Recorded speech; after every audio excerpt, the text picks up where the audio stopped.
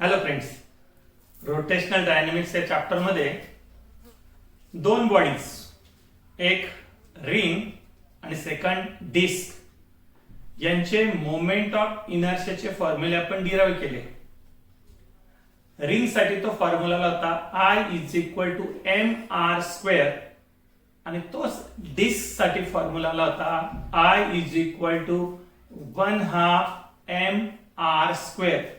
ह्या ज्या दोन्ही बॉडी आहे यांचे moment of inertia find out करताना तो ऍक्सिस कुठनं पास होत होता? Passing through centre. पण अदर दॅन सेंटर असेल तर ते कसं फाइंड आउट करायचं आहे? तर त्यासाठी दोन वेगवेगळे थेरम आपण यूज करत असतो. पहिला असतो तो पॅरलल ऍक्सिस थेरम आणि सेकंड असेल तो परपेंडिक्युलर ऍक्सिस थेरम.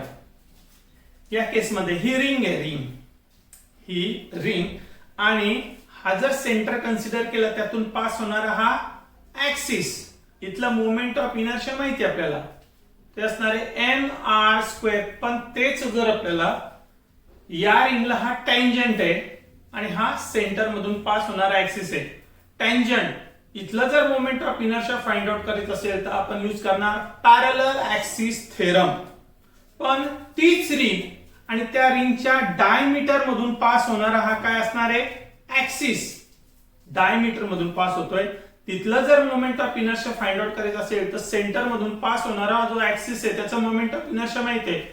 इथला जर आपल्याला डायमीटरचं जर फाइंड आउट करायचं असेल तर हे दोन्ही ऍक्सिस एकमेकांना कशा असतील? परपेंडिक्युलर. अशा केस मध्ये आपल्याला यूज करावा लागतो तो परपेंडिक्युलर ऍक्सिस थेरम. काय आहे तो परपेंडिक्युलर ऍक्सिस?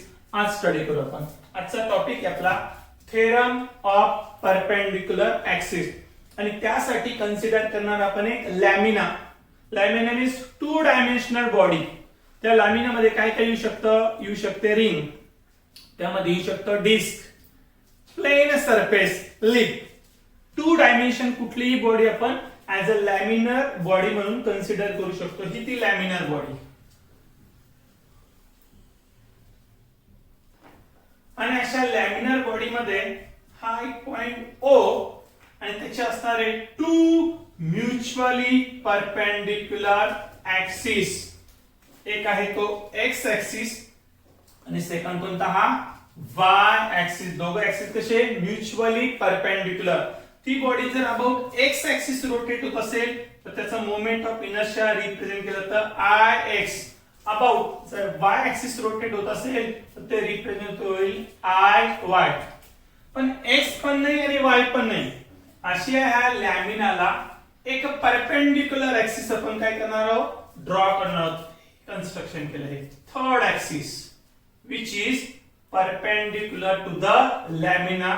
त्याला नाव दिलं झेड ऍक्सिस आणि इथलं जे मोमेंट ऑफ इनर्शिया ते रिप्रेझेंट करणार Iz. अबाउट एक्स ऍक्सिस जर लॅमिना रोटेट झाला तर ते रिप्रेझेंट करतो Ix. अबाउट वाय ऍक्सिस जर तो लॅमिना रोटेट झाला तर ते रिप्रेझेंट करणार Iy. आणि या लॅमिनाला एक परपेंडिक्युलर असणारा थर्ड ऍक्सिस जर आपण इमॅजिन केला तर त्याचं मोमेंट ऑफ इनर्शिया ते रिप्रेझेंट होतं Iz. हे 3 मोमेंट ऑफ इनर्शिया त्यांच्यामध्ये एक रिलेशन आहे आणि ते रिलेशन असणार आहे Iz is equal to Ix plus Iy. आणि याच रिलेशनला म्हटलं तर परपेंडिक्युलर ऍक्सिस थेरम. हे आपल्याला डिराइव्ह करायचं. Iz is equal to Ix plus Iy. त्यासाठी काय करणार तर हा जो लॅमिना आहे, लॅमिनर बॉडी, लॅमिना, त्या लॅमिनर बॉडीचे जे n नंबर ऑफ एलिमेंट्स त्यापैकी एक एलिमेंट, एक पॉइंट कन्सिडर केला P, की ज्या एलिमेंटचा मास असेल dm. हा एक सिंगल पॉइंट, तो एलिमेंट, त्या एलिमेंट पासून एक्स ऍक्सिस आणि वाय ऍक्सिस वर काय टाकणार? परपेंडिक्युलर. एक्स ऍक्सिस वर हा परपेंडिक्युलर टाकला, सिमिलरली वाय ऍक्सिस वर पण काय टाकला? हा परपेंडिक्युलर. तो त्या ऍक्सिसला जिथे मीट होतो त्यांना नाव दिलं. एक्स ऍक्सिसला जिथे मीट होतो त्याला नाव दिलं आपण m.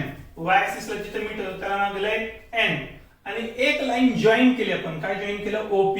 जॉईन केलं OP.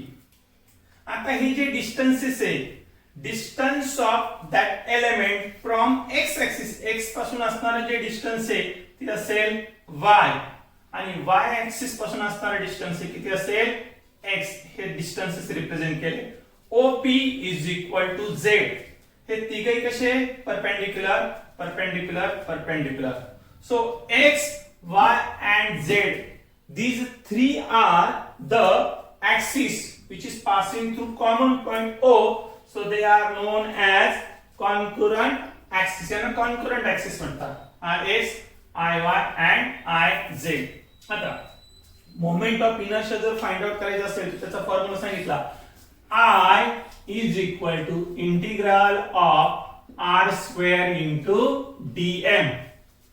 सुरुवातीला तो एक सिंगल एलिमेंट आणि तो एलिमेंट कुठे रोटेट होतो? Rotating about X axis.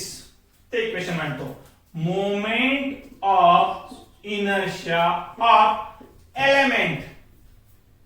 कोणता एलिमेंट आहे? dm about X axis is equal to किती असेल? तर त्या एलिमेंटचं मास किती मास आहे? dm आणि त्याचं परपेंडिक्युलर डिस्टन्स, त्या डिस्टन्सचा square. So dm into y square. dm into y square. हेच लिहिताना आपण इंटरचेंज करून लिहू शकतो. ते लिहू शकतो y स्क्वेअर इंटू dm. हे लिहिले बघा y स्क्वेअर इंटू dm. हे झालं फॉर सिंगल एलिमेंट dm. असे n नंबर ऑफ एलिमेंट आणि प्रत्येक एलिमेंट जर अबाउट एक्स ऍक्सिस रोटेट केलं we will get the complete lamina. आणि त्या लॅमिनासाठी जर मोमेंट ऑफ इनर्शिया फाइंड होतं प्रत्येकाचे काय करायला लागणार आपल्याला? Sum, algebraic sum. So moment of inertia of complete lamina और laminar body about X axis आणि हे रिप्रेझेंट होतं Ix इज इक्वल टू याचं काय घ्यावं लागेल आपल्याला? Integration. Integration of y square into dm. याला रिप्रेझेंट करू इक्वेशन नंबर 1. आता ही जी स्टेप आपण फॉलो करणार सेकंड ऍक्सिस साठी सेम प्रोसिजर. सिंगल एलिमेंट घेणार, तो एलिमेंट रोटेट होतो अबाउट y ऍक्सिस, त्याचं equation complete lamina about y axis. तर त्यासाठी डायरेक्टली आपण इक्वेशन मांडू शकतो. Similarly moment of inertia of lamina इथे होता तो अबाउट एक्स ऍक्सिस. ऍक्सिस आता काय केलं? चेंज. ते असणार आहे अबाउट वाय ऍक्सिस आणि ते रिप्रेझेंट होतं IY is equal to integration of Y axis पासून असणारे जे परपेंडिक्युलर डिस्टन्स ते किती आहे? x. त्याचं काय होणार आहे? स्क्वेअर आणि त्याचं मास x स्क्वेअर इंटू dm. याला रिप्रेझेंट केलं इक्वेशन नंबर 2. आता third axis same process. Moment of inertia of lamina about स्टार्टिंगला घेतला एक्स ऍक्सिस, इथे घेतला वाय ऍक्सिस, इथे असणार आहे about Z axis. About Z axis ते रिप्रेझेंट होतं IZ is equal to integral of इथलं जे परपेंडिक्युलर डिस्टन्स आहे झेड ऍक्सिस पासून त्या एलिमेंटचं किंवा कंप्लीट लॅमिनाचं ते आहे झेड. त्याचं काय होणार आहे? Square. So integral of Z square into dm. याला रिप्रेझेंट केलं इक्वेशन नंबर 3. 3 वेगवेगळे इक्वेशन. आता काय करू? इक्वेशन फर्स्ट आणि इक्वेशन सेकंड या दोघांचे काय करणार? ऍडिशन. इक्वेशन 1 प्लस इक्वेशन 2 त्याची लेफ्ट साइड Ix प्लस सेकंडची left side Iy is equal to integral of y square into dm plus integral of x square into tm. हे combine करू. Ix plus Iy is equal to integral of y square plus x square into dm. आता या case मध्ये हा आपण triangle consider केला. Upper triangle और lower triangle कोणताही ट्रायंगल घेतलं तरी चालेल. हा कसा आहे? Right angle triangle. त्याच्या ह्या दोन साइड आहेत. हा काय? हायपोटेन्युस. जर ही साइड y असेल तर अपोजिट साइड पण किती असणार आहे? y. इथे पायथागोरस थेरम जर यूज केला तो x square plus y square is nothing but z square. So x square plus y square is nothing but z square. ix plus iy is equal to integral of z square into dm. Integral of z square into dm from equation number 3, it is nothing but iz. So ix plus iy is equal to iz, or we can write it as iz is equal to ix plus iy. आता याचं statement करणार आपण. कोणाचं statement? Statement for perpendicular axis theorem. iz, the moment of inertia of a plane lamina about an axis perpendicular to its plane is equal to sum of its moment of inertia about two mutually perpendicular axis in the lamina.